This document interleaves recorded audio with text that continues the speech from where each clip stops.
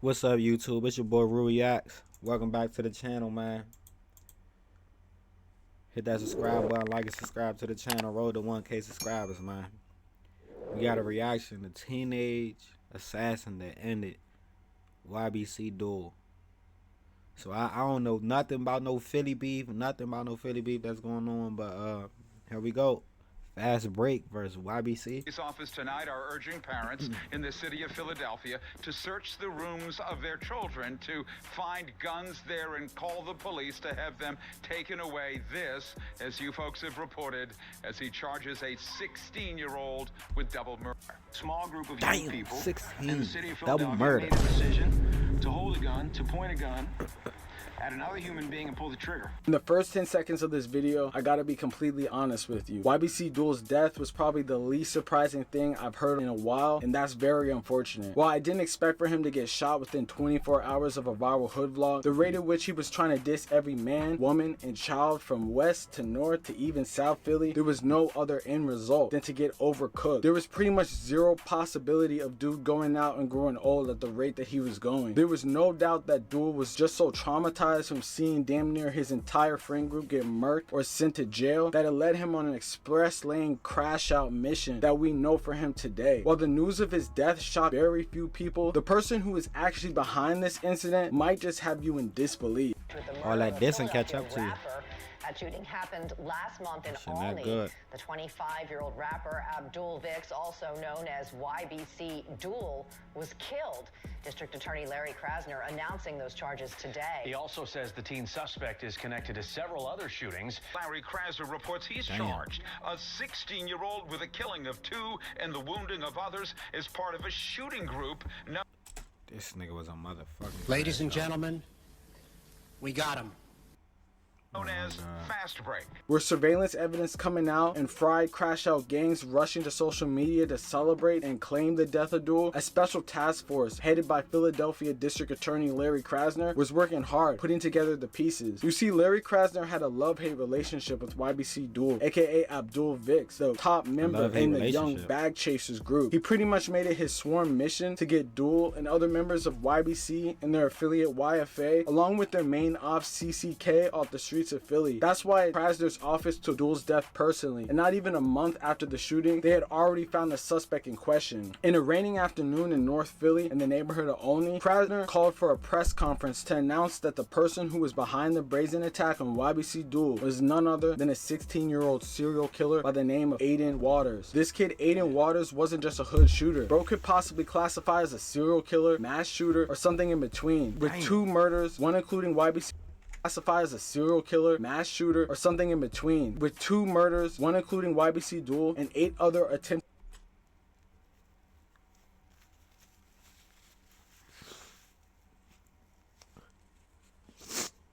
God damn. They be getting active out Philly, y'all. I ain't even gonna lie, I'm not too sharp.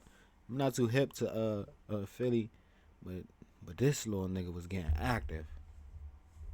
Oh my god. Murders in the month leading up to DUL's death. This dude might be the closest thing we have to Jason Voorhees. Krasner put together a simple timeline filled with irony when describing Waters as an alleged member of a gang called Fast Break. While many others thought that this murder was a complete random act of homicidal maniac type shit, it actually might have a deeper meaning, because history dating back on both sides might explain why this all went down. So today we have to get into the shooter that took out YBC DUL and the beef between Fast Break, YBC, and others involved like the Mont that ultimately resulted in YBC DUL getting smoked, along with all the evidence that we know right now, with the police putting together YBC DUL's murder as we speak. But before we get into that, man, I'm gonna need you to like, comment, subscribe. You already know we on the road to 100K subs, so make sure you hit that notification bell so whenever I post, y'all tune in right away, and make sure y'all check out the merch link in the description at staysafeworld.com. So let's get into this with chapter 1, Close Tie.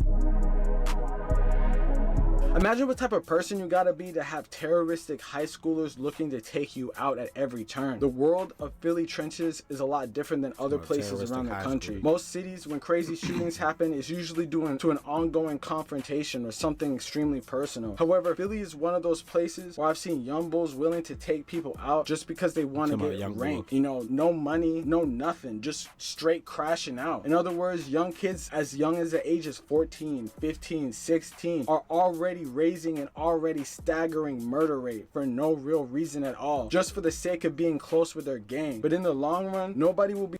Gang, it's really for no reason at all, bro. They just want to they just want to go viral, gang. They want to be on viral. Like, they want to look like King Von. They want to look like who else? All these other guys, gang. That's what they want to look like, bro, just for that viral moment, gang. And they don't realize where all that shit got them people in the grave or jail, gang.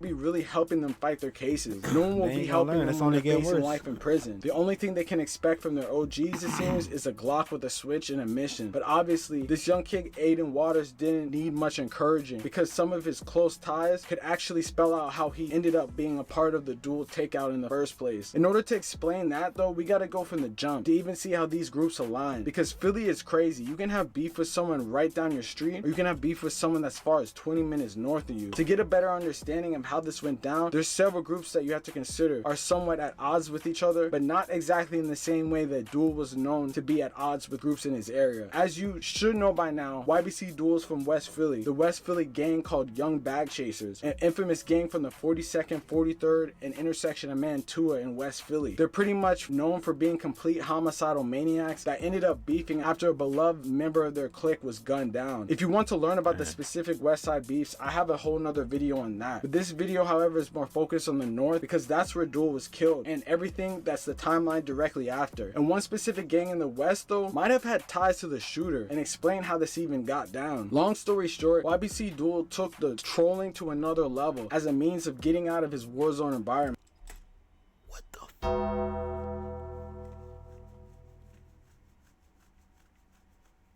f? DUL, rest in peace to you. But gang, I ain't gonna lie, this shit right here is ridiculous, gang. This some next level shit, gang. Next level demon shit, gang. I ain't gonna lie. And I hope you prayed after this, bro. But you doing shit like this, where did you see yourself? Where did you see yourself, bro?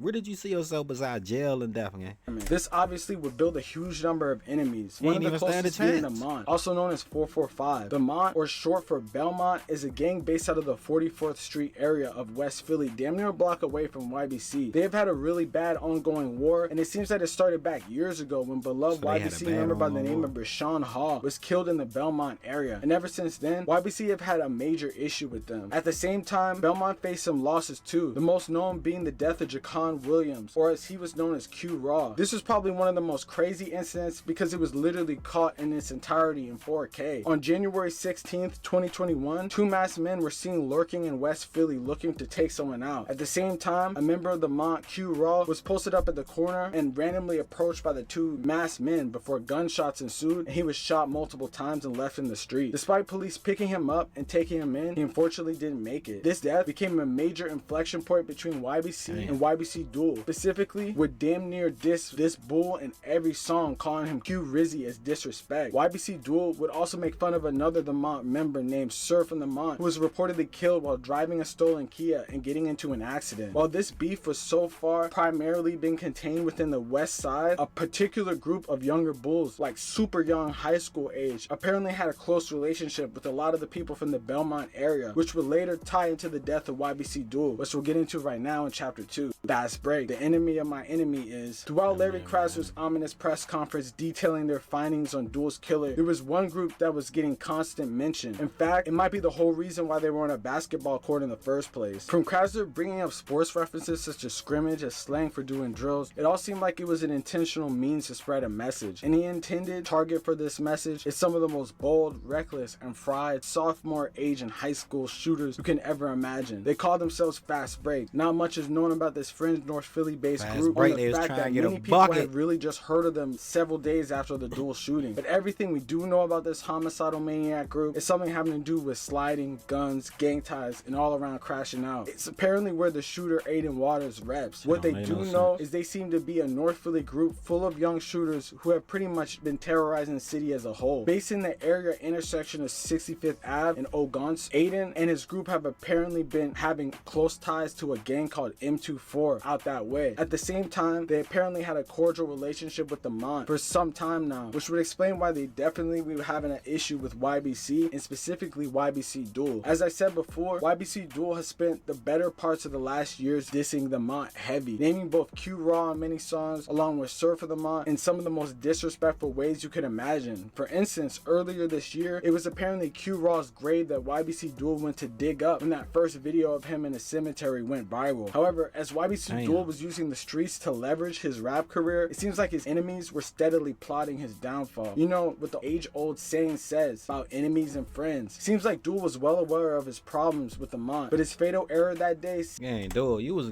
I ain't gonna say you was getting money, gang, but I'm pretty sure you had enough clout to the point where like you couldn't even really, like, you had ops already around the city, gang, but you couldn't really move how you wanted to move, bro. Like, you would have to be on point every second, gang. You should have just got on up out of Philly, gang. I don't know what you would have did. Just take the little money you made off rapping, bro. Try to just start it, gang. Just moved on, gang. For real. That shit Seems crazy. that it was more indirect. Even though he didn't seem to know Fast Break too well, they definitely knew him. Bro had many problems in the city that bro could not only pay attention to his ops, but he had to know the younger generation of the people that he was close with. As time gone by, since the actual YBC DUL shooting, more and more clarity has come with the timeline of events that led to the shooting, which we'll get into right now in chapter 3. While YBC DUL was definitely aware of his ops in his area, it didn't seem like he paid much attention to his surroundings when he was out of his neighborhood. You can kind of tell through the vlog that he was with Brandon Buckingham that he was careful and on point when he was in his own neighborhood, even with his ops lurking around. However, when go crazy. Later that afternoon, a shooting is reported in the 500 block of Centaur Street in Crescentville, where a 14-year-old and a 43-year-old man are both hit but end up surviving. The police are stating they have evidence to believe that Waters was the one behind it. And it's crazy because that wasn't even near the end of the rampage. Because later into that night, a truly gruesome shooting takes place around the same area. News: gun violence once again targets youngsters in Philadelphia. 2 teenagers were shot in the city's Albany neighborhood well after midnight, and one of them is in critical condition. Action News reporter Corey Davis is live along East Duncannon Avenue with more. Corey?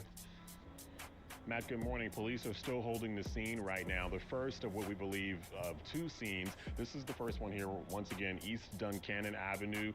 This is the 200 block right here at the intersection of A Street next to the athletic fields here. I don't like how this video is, bro. They just showing like, they just repeating the video. Possibly changing of shifts there. Want to give you a look there, some additional video there of the scene. Officers are focusing, they were focusing on searching around the intersection and knocking on doors in this block here.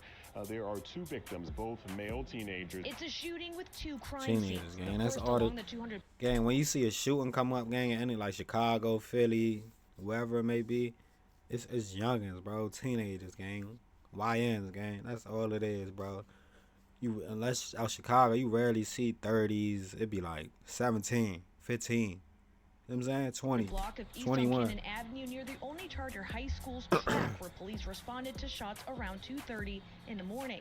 The other on Whitaker and Hunting Park Avenues, where a driver of a vehicle carrying the 2 teens shot flagged down police. At around 2:30 a.m. on the 200 block of East Duncan Street, police say Waters and one other person were inside a stolen Hyundai Sonata when they started shooting at another group of 5 kids in a car. Unfortunately, one 16-year-old was struck in the head, and before they could take him into the hospital, he died. Soon after, Waters apparently went and torched his car in the only area, but investigators were able to gather surveillance that captured the Hyundai involved on camera and recovered multiple fire cartridge casings at the scene. This would later be the beginning of the end for Waters, but the police were not able to stop him in time because in 4 short days later, he would go out and slide again, this time taking out a Gang, this nigga slid shot two youngins. He was probably beefing with, and 4 days later he went and slid on this nigga, gang. This nigga was a demon, gang.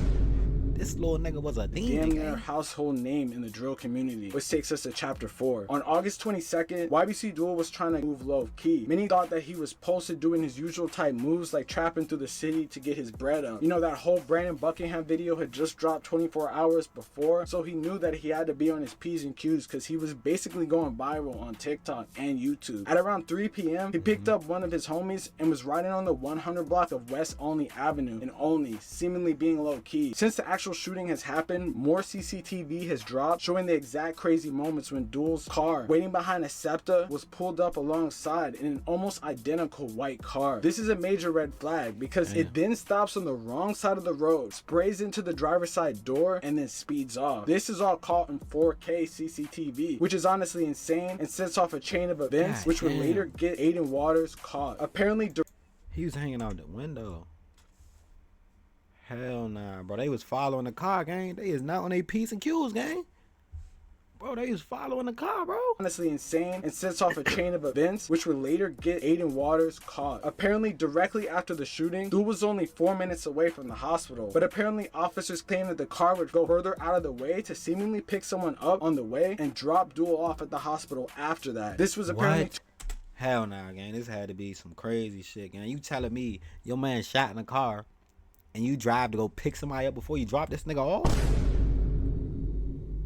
This nigga gotta be stupid, man. Too much time and loss of blood because it took him over 21 minutes to make it to the hospital, even though it was close. He was later declared dead about 15 minutes after. At the same time this was going down, the kid Aiden Waters apparently pulled up to a block damn near right behind his house and left his white Kia Sportage and burned it too. Little did he know, he didn't burn all the evidence in the car because the police found shell casings and other evidence within it. At this point, he was on the radar with the police, but it would be his own fried activity that would actually get him caught. Sometime in between the shooting and now, police would put 2 and 2 together when a recorded jail call between Waters and a friend in jail, where Waters would go about bragging, saying he had 2 scrimmages, which police understood was slang for shooting that takes someone out. August 31st, just a week later, police get a warrant for his arrest and raid his house. In his bed, they find a 10mm handgun with a red switch, which was featured on...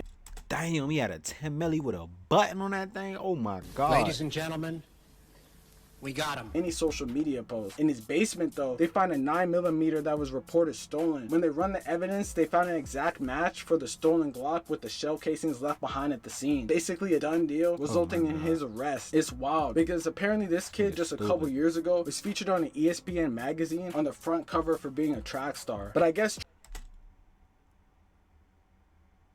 it all makes sense now, gang. The name of their gang was Fast Break Gang. I don't know if they wanted to be some hoopers, some track stars, or some shooters. It hit different, gang. Triple entendre, gang. Some shooters, hoop stars, and track stars, gang. It hit different. Track wasn't enough because bro had to go take this Fast Break shit serious and went out and did drills, literally. Honestly, this is an overall failure to the community as a whole. DUL was no saint, but this kid was on some crazy shit, taking people out left and right, ruining whole families wherever. All right, man, that's all because I can't take this video, bro. There's all this repeating and showing the same little clips and shit, recycling and shit, whatever the shit called, the time lapse or whatever. Loop, video loop and shit. Yeah, man, that's it, man. Like and subscribe to the channel. Turn on post notifications on. Comment when you're done. Shout out to out in the next video. I'm gone.